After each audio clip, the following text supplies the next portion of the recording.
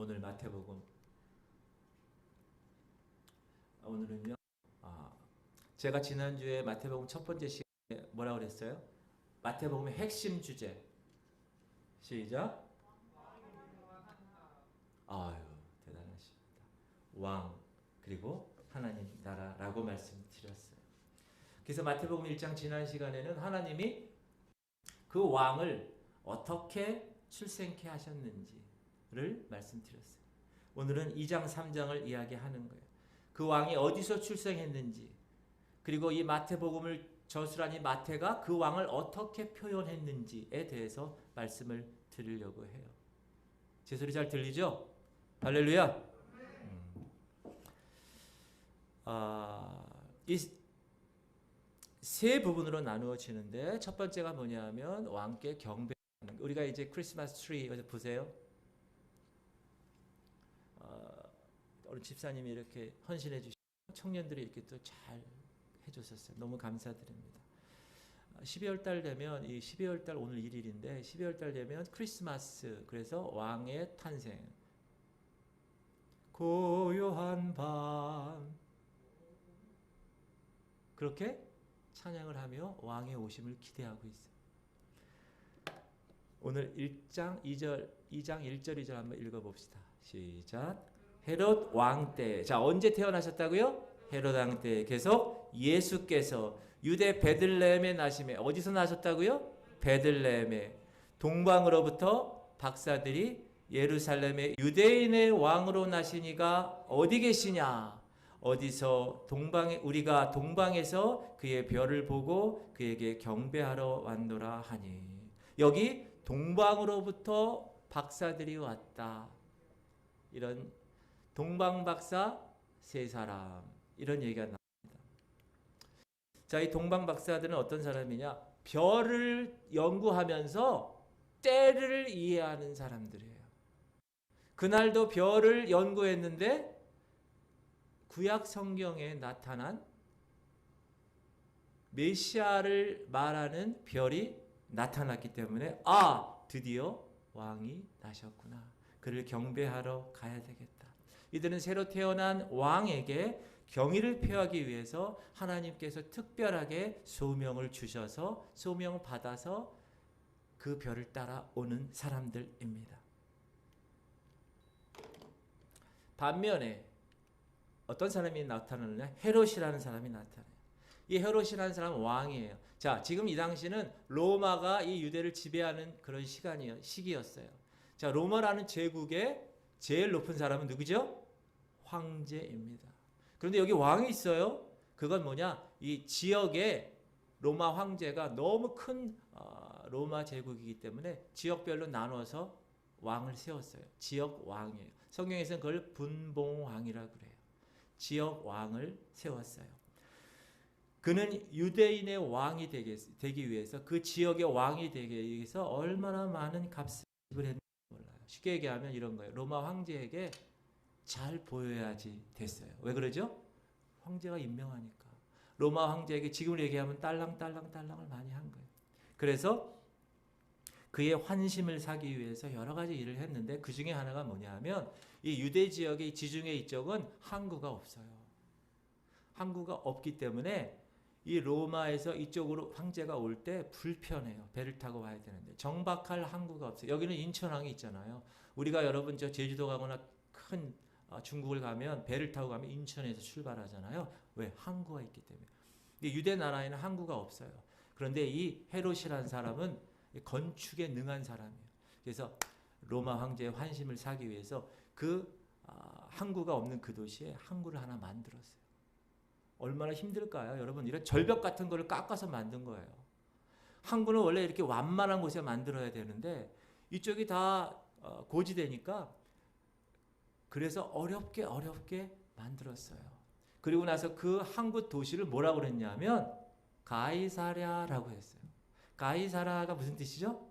황제라는 말, Caesar, 황제라는 말이에요. 그러니까 얼마나 황제에게 잘 보이려고 노력을 했을까. 도시 하나를 항구 도시로 만들 정도로. 그래서 이 사람은 헤롯, 이 사람은 왕이 되었다. 그런데 그렇게 어렵게 왕권을 잡았는데 누가 자기 왕권에 도전하면 어떻게 될까요? 긴장하죠. 그리고 그 사람들을 제거하려고 그럴 것입니다. 그건 당연한 것입니다. 헤롯 대왕이 어느 정도 사람이었냐면 자기 왕권을 지키기 위해서 자기 자녀를 무자비하게 죽인 사람이었어요.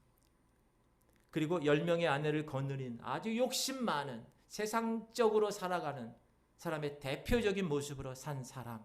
그리고 그는 에돔 사람이었어요. 에돔 사람. 여러분 이스라엘이 이렇게 있으면 이 우측에 세 나라가 있어요.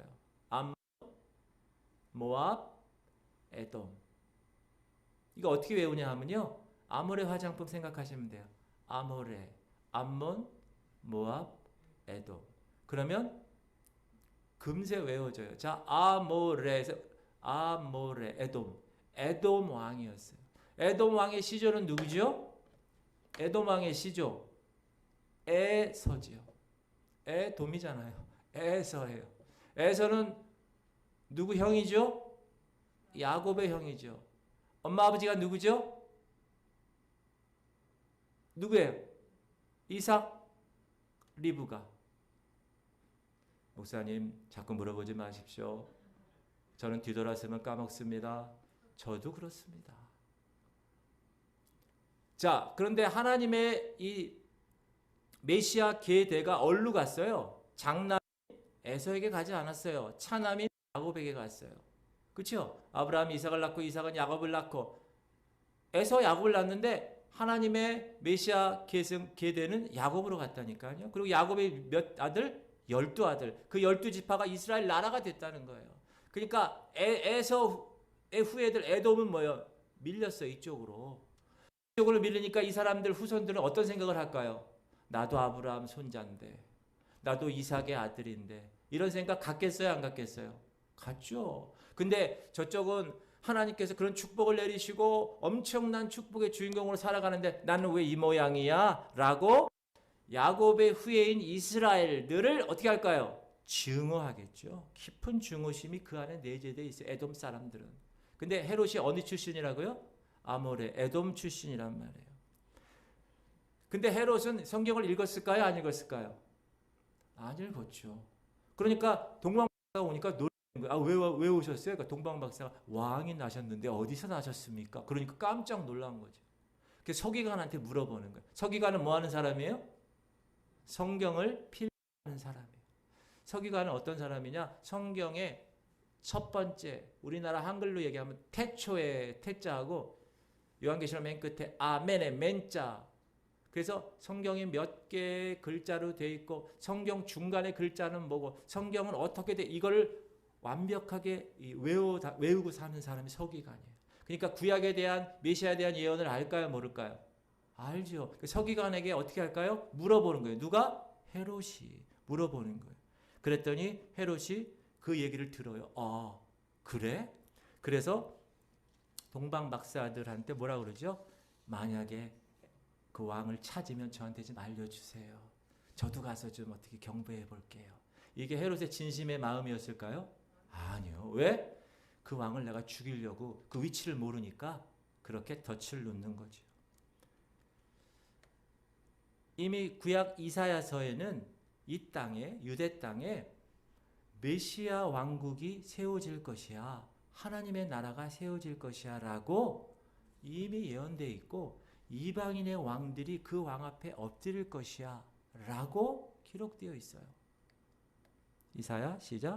허다한 낙타 미디안과 에바의 어린 낙타가 네 가운데에 가득할 것이며 스바 사람들은 다 금과 유황을 가지고 와서 여호와의 찬송을 전파할 것이며. 동방 박사들은 하늘의 빛을 하나님이 보내신 그 빛을 따라왔고 구약의 예언대로 한 걸음 한 걸음 그 말씀을 마음 가운데 확신하면서 이 베들레헴까지 온 거예요. 그러면 동방 박사의 믿음이 좋을까요? 안 좋을까요? 좋은 거죠. 왜? 그 구약에 대한 예언을 믿고 그 별을 따라 순종하며 갔기 때문에 하나님이 그들의 발걸음을 인도하셨어요.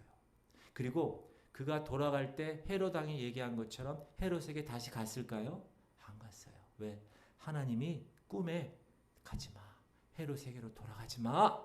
라고 얘기했어요. 읽읍시다. 시작. 그들은 꿈에 헤롯에게로 돌아가지 말라 지시하심을 받아 다른 길로 고국에 돌아가니라. 이 마태복음을 지은 이 마태는 미가서 5장 2절을 인용해서 이야기해요. 미가서 읽어볼게요. 시작.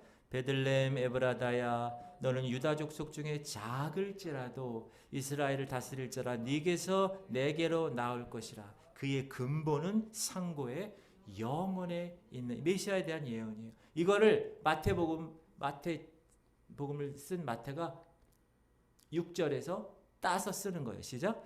또 유대 땅 베들레헴아 너는 유대 고을 중에서 가장 작지 아니하도다. 네게서 한 다스리는 자가 나와서 내 백성 이스라엘의 목자가 되리라 하였습니다. 여러분 베들레헴은 작은 마을이에요. 베들레헴, 베스는 하우스예요. 슬렘은 떡이라는 거예요. 떡집이라는 뜻이에요. 떡집. 도시가 집이라는 거예요. 이렇게 작다는 거예요. 근데 예루살렘은 큰 도시예요. 이르 샬라임, 이르는 the city, 도시고 샬라임은 평화예요. 평화의 도시예요. 예수 그리스도는 교만한 예루살렘을 지나쳐서 겸손한 베들레헴을 선택하시고 그곳에서 태어나셨습니다. 다윗 왕도 베들레헴 출신이에요. 그래서 그리스도를 다윗의 자손이라고 1장 1절에 얘기합니다. 이렇게 그리스도의 탄생은 아주 탄생 자체부터 겸손하게, 비천하게, 작게 천지를 다 창조하시고 우주를 창조하신 그 창조주 하나님 그분이 사람이 되셔서 베이비로 내려오셔서 겸손하게 베들레헴이라는 떡집에서 태어나게 되었다는 거예요. 이게 왕을 예비한 사람들이에요. 그런데 왕만 예배하지 않습니다. 사단이 있어요. 사단은 어떤 존재예요? 공중 권세 잡은 자예요. 우는 사자처럼 두루 다니며 삼킬 자를 찾아서 타겟을 정하면 그냥 삼켜버리는 존재예요. 그는 잠도 자지 않고 24시간 사단 팀들 모여서 전술과 전략을 짜가지고 하나님의 사람들을 공격합니다. 그런 사단이 예수 그리스도가 이 땅에 태어나는 것에 대해서 어떻게 생각할까요? 큰일 난 거죠. 왜? 그가 오면 자기는 끝나는 거기 때문에. 그래서 사단은 오랫동안 그리스도가 태어나지 못하도록 최선을 다했지만 하나님의 타임라인, 하나님의 시간표에 하나님께서 메시아를 탄생하게 하시고 그러니까 사단은 어떻게 하게 돼요? 그 메시아를 멸망시키려고 하는 거예요. 누구를 통해서? 헤롯을 통해서. 어떻게 할까요? 아기를 다 잡아 죽이는 거예요. 여기서 두 사람을 우리가 볼 수 있습니다.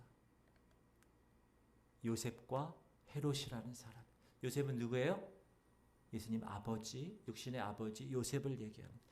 이 요셉은 임신한 마리아를 돌본 아주 성실한 사람으로 성경에 기록하고 있어요.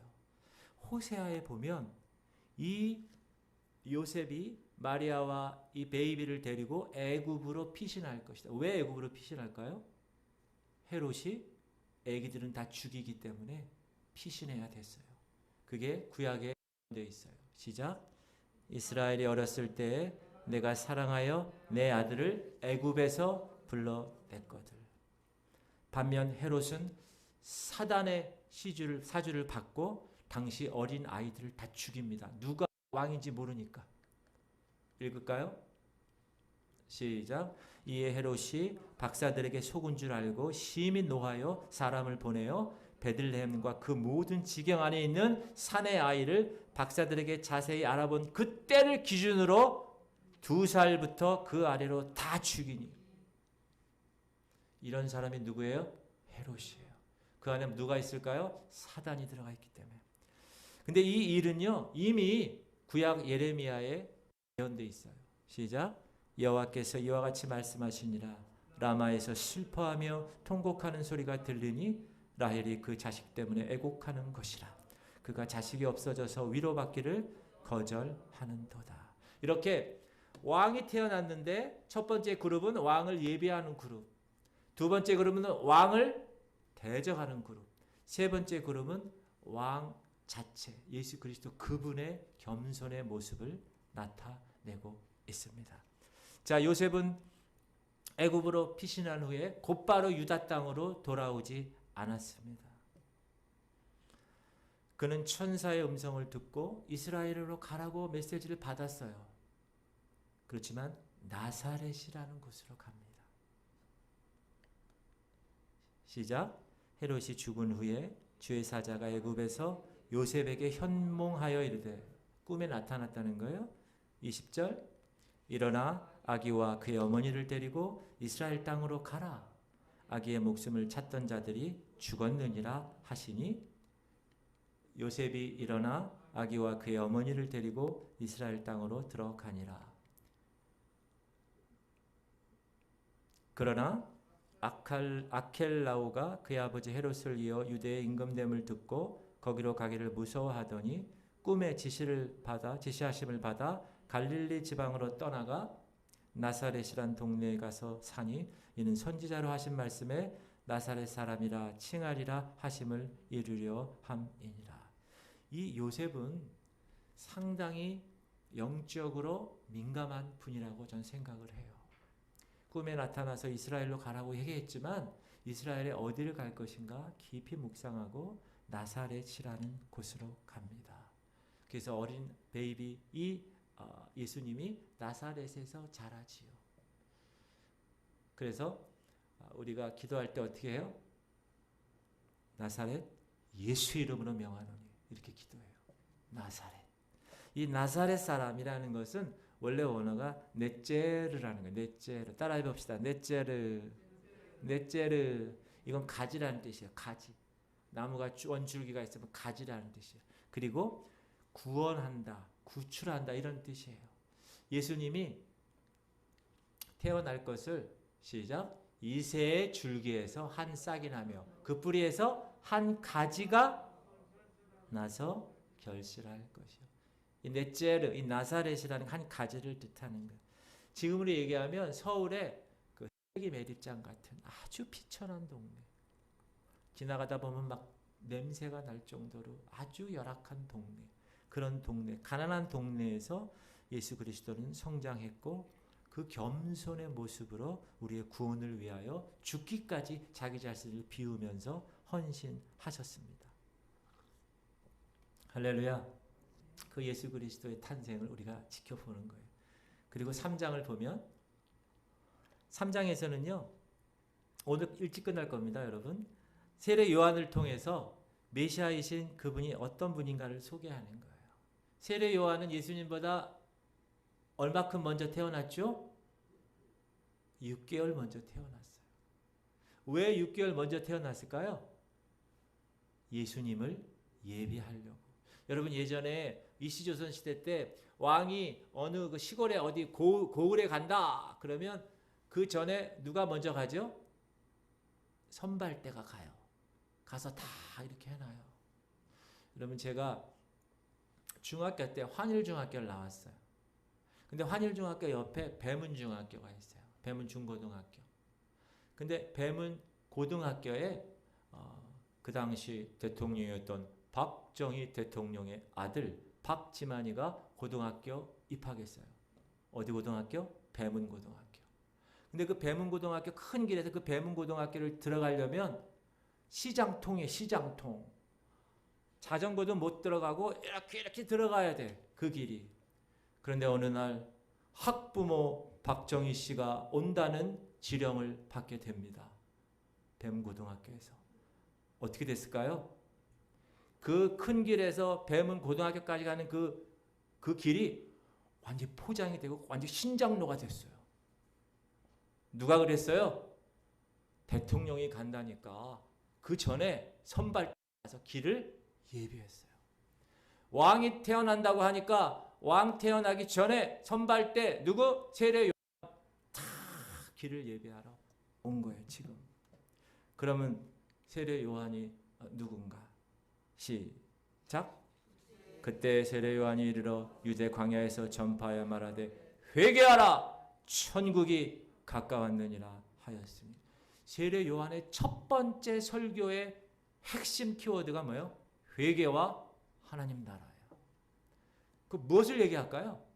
하나님 나라는 회개 없이 들어갈 수 없다는 거예요. 죄 있는 상태에서는 하나님 나라에 들어갈 수 없기 때문에 왕의 예비자로 오신 그분이 뭐라 그래요? 회개하라. 그게 첫 말씀이라는 거예요. 근데 이 회개하라 천국이 가까웠느니라가 세례 요한만 얘기한 게 아니라 예수님도 얘기했어요. 시작. 이때부터 예수께서 비로소 전파하여 이르시되 회개하라 천국이 가까이 왔느니라 하시더라. 왜 예수님이 이렇게 얘기했을까요?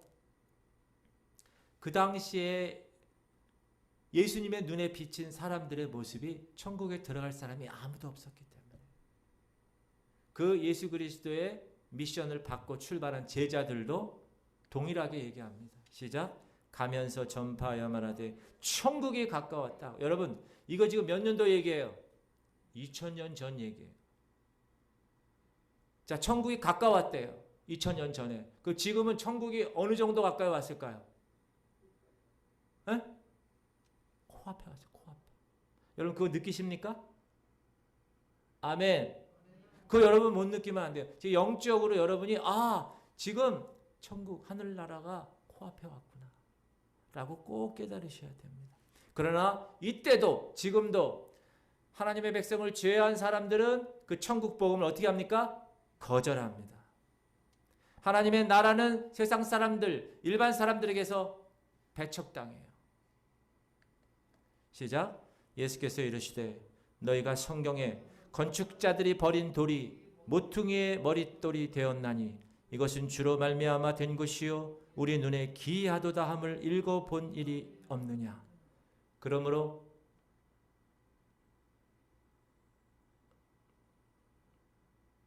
네 43절 그러므로 내가 너희에게 이르노니 하나님의 나라를 너희는 빼앗기고 그 나라 열매 맺는 백성이 받으리라. 하나님을 받는 거예요. 하나님 나라를 받는 거예요.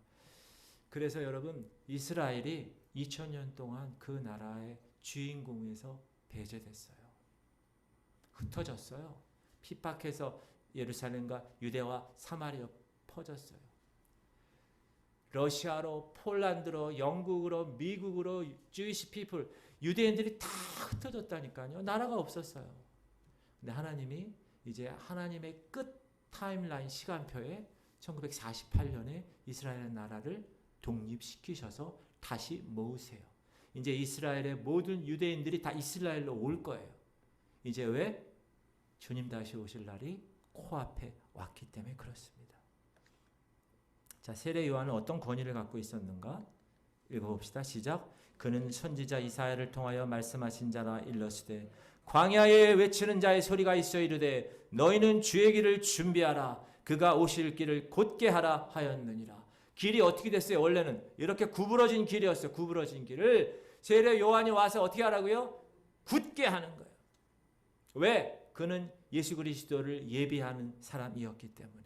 그리고 그 마지막 구약의 선지자였던 그 세례 요한이 그 구약의 예언대로 예수 그리스도의 탄생을 예비하며 그 말씀을 이루십니다. 세례 요한은 어떤 인격을 가진 사람이었는가? 그 사람은 이런 사람이었어요. 시작. 이 요한은 낙타털 옷을 입고 허리에 가죽띠를 띠고 음식은 메뚜기와 석청이었더라. 이건 무슨 말이냐? 겸손했고 먹는 것, 입는 것, 행동하는 것, 옷 입는 것 시골 촌놈 같았던 거예요. 아주 비천해 보였다. 그러나 엘리야의 심정이 그 안에 있었고 엘리야의 능력이 그 안에 있었던 사람이었다. 여러분 사람은 뭘 봐요? 외모로 보지만 하나님은 중심을 보십니다. 여러분 교회 와서도 저 사람 여러분 사람은 외모로 봐요. 그러나 하나님은 그 안에 있는 중심을 보신다는 사실. 그것을 세례 요한을 통해서 우리가 알 수 있어요. 시작. 그가 또 엘리야의 심정과 능력으로 주 앞에 먼저 와서 아버지의 마음을 자식에게 거스르는 자를 의인의 슬기에 돌아오게 하고 주를 위하여 세운 백성을 하리라. 아멘. 지금도 세례 요한 같은 주님의 예배자들, 남은 자들, 렘넌트, 남은 자들이 지금도 곳곳에서 엘리야 시대에 바알에게 무릎을 꿇지 한 7천 명을 남기신 주님처럼 지금 이 지구촌 교회에도 하나님께서 남기신 남은 자들이 있음을 선포합니다. 할렐루야. 그분들이 여러분들이에요. 그분들이 지금 온라인으로 예배 드리는 그분들이에요. 그래서 꼭 붙드셔야 돼요. 하나님께서 나 이 사명을 주셨구나. 사람은 뭐라 그래도 누가 손가락질해도 그거 중요하지 않아. 나는 하나님이 말씀하신 것 순종할 것이야. 나는 엘리야의 심정과 엘리야의 능력으로 주의 길을, 주의 다시 오심을 예비할 사람이야 라는 프라이드를 가지고 승리하시기 바랍니다. 세례 요한은 세례를 베푼 사람이에요. 회개의 세례였어요. 시작. 나는 너희로 회개하게 하기 위하여 물로 세례를 베풀거니와 내 뒤에 오시는 이는 나보다 능력이 많으시니 나는 그의 신을 들기도 감당하지 못하겠노라. 그는 성령과 불로 너희에게 세례를 베푸실 것이요. 그가 누구죠? 성령 하나님. 세례 요한의 세례는 두 가지 목적이 있는데 첫 번째는 하나님의 민족에게 메시아인 그리스도를 소개하는 거예요. 유대인들에게 얘들아 이분이 구약에서 그렇게 이야기했던 그분이야. 두 번째는 그들 백성들 마음 가운데 이 왕의 오심을 준비시키기 위해서 회개하라 천국이 가까웠느니라 그렇게 얘기하는 거예요.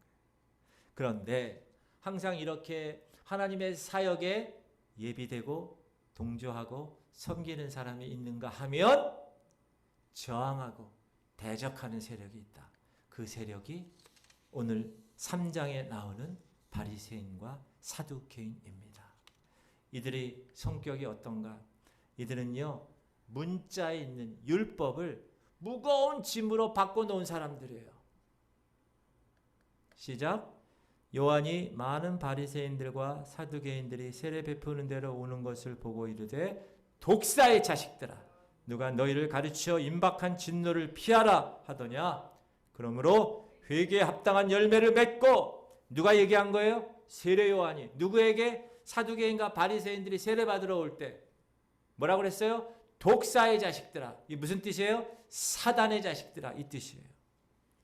사두개인들은요 자유주의자였어요. 성경에서 얘기하는 그 구약의 많은 부분들 다 부정했어요.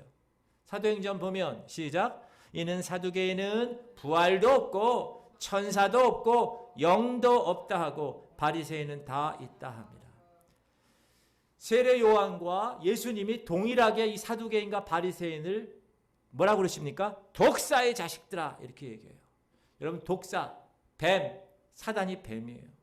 이 사두개인과 바리새인이 사단의 자녀라는 거예요.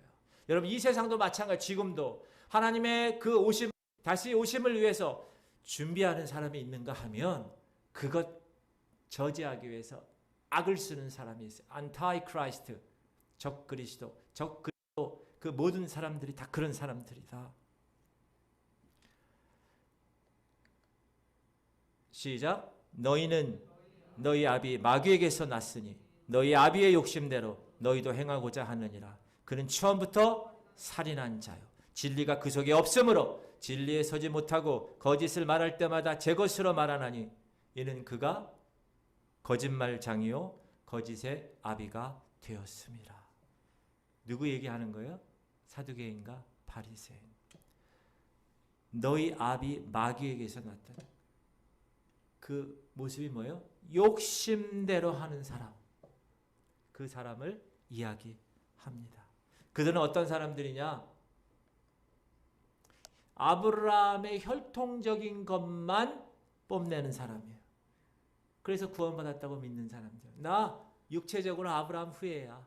나 유대인이야. 그러나 예수님은 이야기합니다. 시작. 속으로 아브라함이 우리 조상이라고 생각하지 말라. 내가 너에게 이르노니 하나님이 능히 이 돌들로도 아브라함의 자손이 되게 하시리라.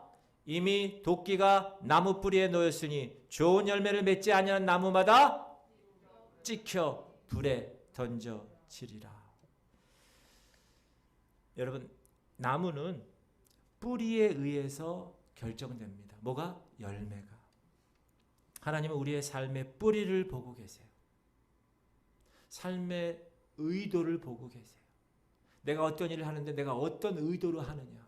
내가 하나님의 일을 하는데, 내가 봉사하고 내가 여러 가지 많은 사역을 하는데 그 의도가 무엇에 있는가? 하나님의 영광인가? 자기 자랑이고 자기의 영광인가? 하나님은 우리의 속에 삶에 대한 의도를 보고 계십니다. 바리새인과 사두개인 당시 그들은요, 성경에 능통했어요. 율법 행위에 완전했어요. 종교적인 열심이 대단했어요. 그러나 예수님은 그들을 보자마자 독사의 자식들아 라고 혹평을 하십니다. 왜? 그들의 삶의 뿌리를 본 거예요. 그들 마음 가운데 그들의 의도를 본 거예요. 그들이 어떻게 살아가는가를 정확하게 꿰뚫어 보신 것입니다. 하나님은 열매로 평가하세요. 그 열매가 하나님 보시기에 좋지 않은 열매이면 도끼로 찍어 불에 던지신다고 그랬어요. 심판하신다고 그랬어요. 시작. 나는 너희로 회개하기 위하여 물로 세례를 베풀거니와 내 뒤에 오시는 이는 나보다 능력이 많으시니 나는 그의 신을 들기도 감당하지 못하겠노라. 그는 성령과 불로 너희에게 세례를 베푸실 것이요 손에 키를 들고 자기의 타작마당을 정하게 하사 알곡은 모아 곳간에 들이고 쭉정이는 꺼지지 않는 불에 태우시리라. 자, 하나님 손에 뭐가 있어요? 키가 있어요. 여러분, 키가 뭔지 아세요? 젊은 사람들 몰라요. 옛날에는 탈곡기에서 벼를 다 이렇게 탈곡한 다음에 그거가 이렇게 모습은 똑같아요. 알곡하고 쭉정이는. 근데 뒤 속에 까보면 쭉정이는 안에 알곡이 없어요. 열매가 없어요. 그럼 그거 기주는 방법이 뭐냐? 키질 하는 키질. 후 이렇게. 그러면 쭉정이는 다 날아가. 알곡만 남는 거예요. 왜 키질을 합니까? 알곡과 쭉정이를 구별해 내기 위해서. 여러분, 알곡과 쭉정이는 어떻게 분별합니까? 잘 분별되지 않습니다. 똑같이 생겼어요. 그러나 겉은 똑같지만 속은 다릅니다. 알곡은 속이 꽉 차있어요. 쭉정이는 까보면 아무것도 없어요. 겉으로는 참된 그리스도인 같아. 그러나 그 안에 겉으로는 열심히 신앙생활하는 것 같아. 그러나 그 안에 겉으로는 존경받을 만한 사람 같아. 그러나 그 내면을 보면 온갖 사악한 생각, 온갖 음란한 생각, 교만한 생각, 증오심, 탐욕으로 가득 찬 사람. 그것이 쭉정이에요. 그것이 오늘의 성경에 얘기하는, 본문에 얘기하는 바리새인과 사두개인이에요. 반면에 참된 그리스도인들은 겉으로 보기엔 평범해 보여요. 때려보면 좀 부족한 듯 보여요. 그러나 그의 내면은 하나님의 것으로 가득 차 있어요. 하나님의 사랑으로 충만하게 있어요. 물론 그 사람도 거듭나서 성령 충만하지만 육신의 몸을 갖고 있기 때문에 어떻게 때로는 넘어질 때도 있어요. 욕심을 가질 때도 있어요. 그러나 그 모습을 본 순간 다시 어떻게 곧바로 회개하는 사람. 그는 겉으로 드러나지 않게 보이지 않는 방에서 기도하는 사람이에요. 그는 보이는 곳에서 금식하며 나 일주일에 2번 금식해 그렇게 떠버리지 않는 사람이에요. 조용히 하나님 나라와 하나님을 위해서 기도하는 사람이에요. 다른 사람이 알아주지 않아도 상관없어요. 주님만 아시면 되는 거예요. 주님이 나를 알아주시면 되는 거예요. 주님 한 분만으로 나는 만족해. 믿으십니까? 그런 사람이 여러분 되시기 바랍니다. 알곡과 쭉정의 다른 특징은 뭐예요? 똑같이 생겼는데 바람이 불면 쭉정이는 휙 날아가요. 알곡은 그대로 있다는 거예요. 교회 다니는 것 같고 직분 있는 것 같아요. 몇 년 직분, 교회 다니는 직분도 줘요. 목사, 장로, 권사, 집사 직분도 줘요. 그런데 어려움이 닥쳐. 시련이 닥쳐. 못해. 하나님 이럴 수 있어? 나 주일 성수하고 나 11조 잘하고 하나님 이루실 수 있어? 포기하는 사람 쭉정이에요. 하나님을 원망하며 하나님 왜 이런 시련 나한테 줘요? 빨리 끝내줘요. 이런 사람이 쭉정이에요. 그러나 알고는 그렇지 않아요. 시련이 왔을 때 어려움이 닥칠 때 하나님께 더 나아가 더 기도해 더 무릎 꿇어 그 시련과 그 고통을 주님이 주시는 것으로 기쁘게 받아요. 그 사람에게서의 그 고통은 더 이상의 고통이 아니라 축복이 되는 거예요. 여러분, 광야의 길을 걷고 계십니까? 재정의 광야의 길을 걷고 계세요? 그것 때문에 기뻐하세요. 왜? 그것 때문에 엎드리는 거예요, 하나님께. 그것 때문에 주님께 간구하는 거예요. 여러분, 부부관계나 자녀들 때문에 광야를 걷고 계십니까? 그 딸 때문에, 그 아들 때문에 너무 힘들어 하십니까? 왜 하나님 우리 딸은 이렇고 우리 아들은 이렇습니까? 원망하십니까?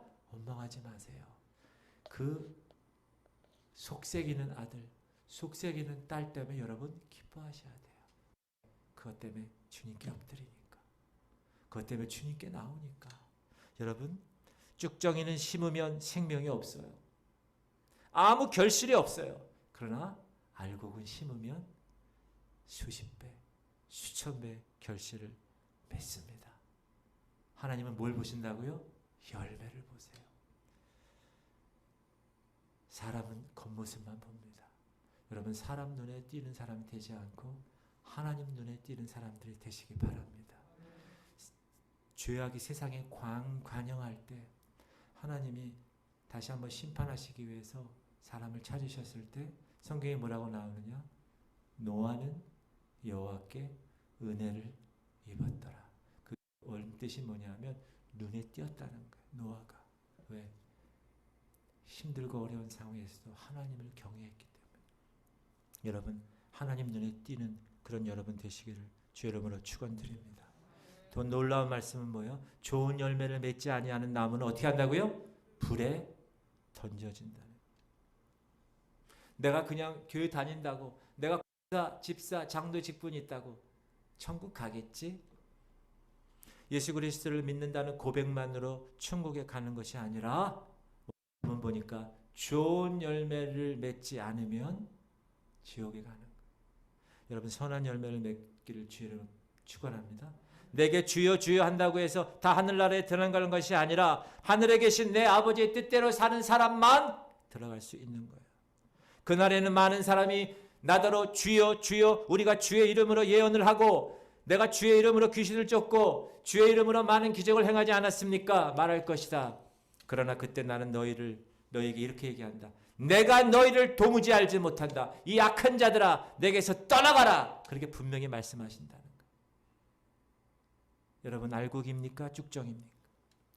혹시 내가 외적으로 선한 모습이고 신앙생활에 열심을 보이려고 했던 모습은 아닌가? 보이지 않는 곳에서는 세상 사람과 똑같아. 다른 게 없어. 양다리 걸치고 내 욕심과 내 탐욕의 모습으로 사는 것은 아닌가? 오늘 마태복음 2장과 3장을 여러분 배우면서 회개하셔야 돼요. 그래야 천국의 백성이 되는 거예요. 누구를 바라보면서 2장 3장에 태어나시고 하나님의 거룩한 아들로 자라나신 예수 그리스도의 삶을 모델로 최선을 다할 때 하나님 나라가 여러분 삶 가운데 임할 것입니다. 여러분 심령이 하나님의 나라가 되는 거예요. 하나님 나라는 여기 있다 저기 있다 너희 안에 이미 있느니라. 여러분이 통치자로 예수 그리스도를 여러분의 주인으로 모시면 여러분 삶이 하나님의 나라가 통치되기 때문에 하나님 나라가 되는 거예요. 할렐루야. 그런 성령이 충만하고 참된 회개로 나아가는 알곡들이 다 되시기를 주의 이름으로 축원합니다. 기도할 텐데요. 반주 좀 해주세요.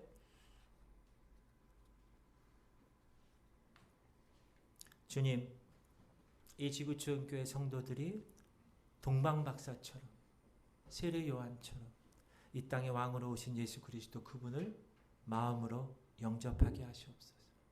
그분을 왕으로 모시고 우리의 삶을 통치하게 하시옵소서. 여러분, 동방박사처럼 세례 요한처럼 다시 오실 예수 그리스도를 여러분 예배하는 주인공이 되세요. 하나님께서 여러분을 그렇게 세우셨어요. 그리고 그렇게 인도하실 거예요. 하나님, 오늘도 바리새인과 사두개인처럼 종교적으로 믿는 삶이 아니라 내 삶 전체가 하나님이 원하시는 선한 열매로 열매 맺게 하시옵소서. 하나님, 이 지구촌 교회 성도들이 모두 알곡 성도가 되어서 신랑 되신 예수 그리스도 그분이 다시 오실 때 거룩하게 준비된 신부의 모습으로 두 손 들고 맞이하게 하여 주시옵소서. 우리 주님 이름 함부로 통성으로 기도합시다. 주여